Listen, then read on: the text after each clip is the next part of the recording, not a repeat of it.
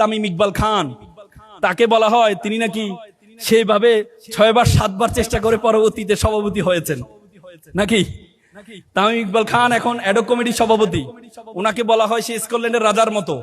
উনি নাকি 6বার থেকে 7বার চেষ্টা করেছেন, 5 আগস্টের পরে চেষ্টা করেছেন, 3 আগস্ট নাকি উনি শেখ হাসিনার সাথে দেখা করেছেন, পরবর্তী 5 আগস্টের পর অনেকবার চেষ্টা করেছেন সভাপতি হওয়ার জন্য, পারেন নাই, কিন্তু উনি হাল ছাড়েন নাই। এখান থেকে তোমাদের ইন্সপিরেশন নিতে হবে, এখান থেকে তোমাদের ইন্সপিরেশন নিতে হবে। পরবর্তীতে উনি সর্বশেষ গিয়ে জয়ী হয়ে অ্যাডক কমিটির সভাপতি হয়েছেন, এটাও তোমাদের একটা ইন্সপিরেশনের বিষয়। আমাদের বাংলাদেশ ক্রিকেট বোর্ড নিয়ে আমরা অনেক, তোমরা যারা এখানে তরুণরা আছো, অনেক স্বপ্ন আমরা দেখি, কিন্তু ক্রিকেট বোর্ডে আমরা দেখতে পাই আমরা ইন্ডিয়ার অনুকরণ করছি। ইন্ডিয়ার স্বরাষ্ট্রমন্ত্রী কে জানেন তো আপনারা? অমিত শাহ। অমিত শাহের ছেলে জয় শাহ, উনি হচ্ছে এই ইন্ডিয়ান এর সভাপতি।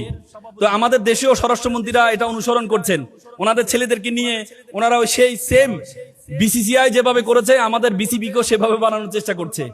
এখান থেকে তোমাদের ইন্সপিরেশন নিতে হবে, পজিটিভ ইন্সপিরেশন, নেগেটিভ না। যে চেষ্টা করলে তোমরা সফল হবা, সে চিন্তা, সে মানসিকতা থাকতে হবে।